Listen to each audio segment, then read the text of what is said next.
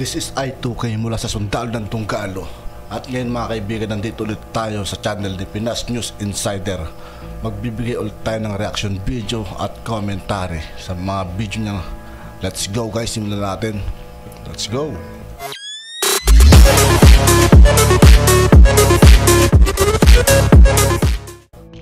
Mantala, inihayag ni Pangulong Ferdinand Bongbong Marcos Jr. na ang ilan sa mga bagong site na tinutumbok na mag-host ng mga tropang Amerikano sa ilalim ng Enhanced Defense Cooperation Agreement o EDCA ay nasa Palawan, sa northern at southern na bahagi ng Pilipinas. Sinabi ni Pangulong Marcos na ang mga bagong site ay natukoy na at isang formal na anunsyo ang gagawin sa lalong madaling panahon.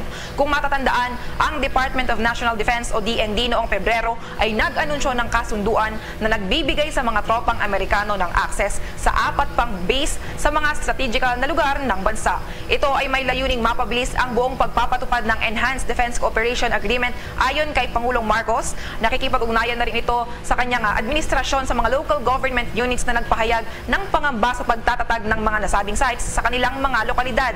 Anya, ipinaliwanag na sa kanila ang kahalagahan ng Enhanced Defense Cooperation Agreement o EDCA sites at ang 5 kasalukuyang lokasyon ay ang Antonio Bautista Air Base sa Palawan, Basa Air Base sa Pampanga, Fort Magsaysay sa Nueva Ecija, Mactan Benito Ebuen Air Base sa Cebu at Lumbia Air Base sa Cagayan de Oro City. Kumuha naman tayo ng update doon sa case build-up laban sa mga pumastang kay Negros Oriental Governor Ruel Digamo. Pinaplansya na raw ng Department of Justice. Pinaplansya na ng Department of Justice ang case build-up laban sa mga suspect na pumastang kay Negros Oriental Governor Ruel Digamo. Batay sa pagtataya ng Justice Department ay umabot na sa 90% ang natapos ng ahensya kaugnay pa rin sa kaso ng gobernador. Kinumpirma ito ni Justice Secretary Jesus Crispin Boy Remulla sa isinagawang joint press briefing kahapon sa Camp Aguinaldo, Quezon City. Sinabi ni Remulla na maganda ang itinatakbo ng kanilang isinasagawang investigasyon at umaas ang kalihim na makakakuha pa sila ng mga panibagong resulta sa mga susunod na araw. Dagdag pa ng kalihim na ang natitirang 10% ay ang mas mahirap na bahagi ng investigasyon dahil sa paghahanap nila ng mga ebidensya na makapagtuturo sa utak ng pamamaling patay kay Digamo. Pakinggan natin ang bahagi ng pahayag ni Justice Secretary Jesus Crispin Boy Remulla.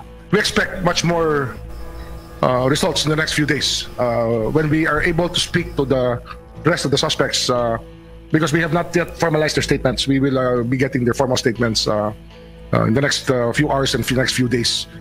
We have to be very systematic about getting the statements, and we have to be very, very thorough about the facts that we can elicit from these people. And we expect that the evidence will turn up already against the masterminds in a few days. We believe that it will be a good time to name the masterminds after we have spoken to the 9 suspects. There will be a lot of revelations that we expect to happen. Bahagi yan ang naging pahayag ni Justice Secretary Jesus Crispin Remulla. Samantala, dumating naman kahapon sa tanggapan ng Department of Justice ang siyam na alkalde mula sa Negros Oriental upang makipagpulong kay Remulla. Pinangunahan doon Mayor Denise Digamo na biyuda ng pinaslang na gobernador. Ang naturang pag-uusap ay sumentro sa takbo ng investigasyon at nagkaroon din aniya ng mga palitan ng impormasyon. Kabilang na ang update sa sitwasyon ngayon sa lalawigan ng Negros Oriental. Siniguro naman ni Remulla na malaliman nilang iimbestigahan ang hawak ng mga suspect at ang lahat na makukuha nilang ebidensya upang hindi mauwi sa wala ang kanilang sinimulang trabaho. Ito ang balita ngayon. Trending ngayon sa mundo ng social media. Ang di umano'y balitang. Ano na nga ba talaga ang nangyari sa Queen of All Media na walang iba kundi si Kris Aquino? Ito ang naging tanong ng marami sa ating mga kababayan matapos ang di umanong lumabas na bali-balitang na mamaalam na daw di umano ang nasabing aktres. Ating matatandaan kamakailan lamang. Si Kris Aquino na yan. Grabe ano, mukha niya. Ang mait ng husto, parang hindi si Kris Aquino eh. Ang layo. Na naglabas ng kanyang health update ang Queen of All Media kung saan ay kanya di umanong sinabi na kailangan niyang magtungo sa bansang Amerika para di umano'y ipagamot ang kanyang malubhang karamdaman. Marami sa ating mga kababayan ngayon ang nagsasabi, grabe ang pet niya, na nagbabayad na daw di umano si Kris Aquino sa kasalanan ng kanyang mga magulang, kasabay ng pagdating ng Divine Justice na pinakahihintay ng pamilya. Yang Marcos, Kris Aquino, sinisimulan ng mamamaalam Grabe. Iumano sa kanyang mga anak sa patuloy na paglala ng kanyang karamdaman.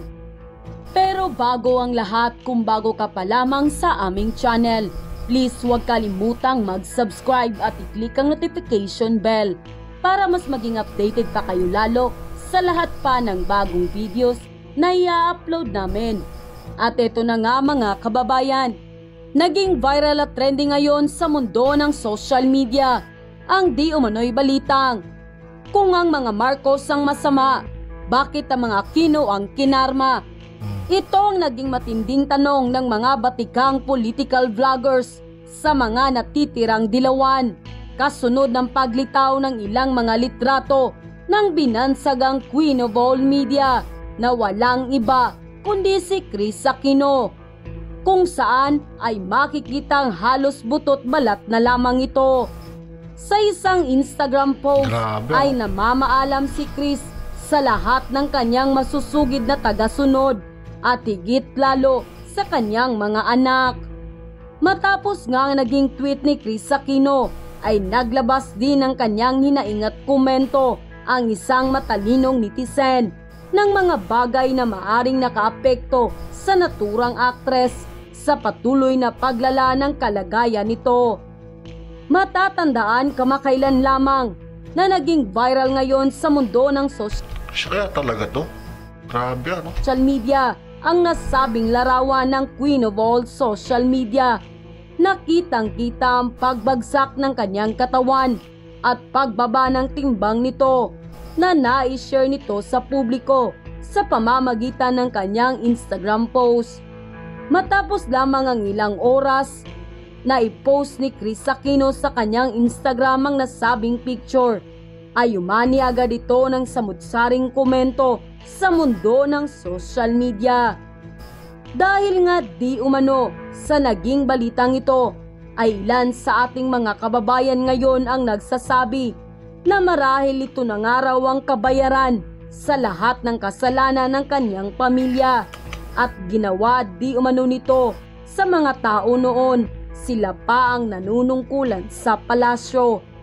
Ilan rin sa marami sa ating mga kababayan at maging ilang celebrity ang nagbigay ng dasal para sa mabilis na ikagagaling ng Queen of all social media.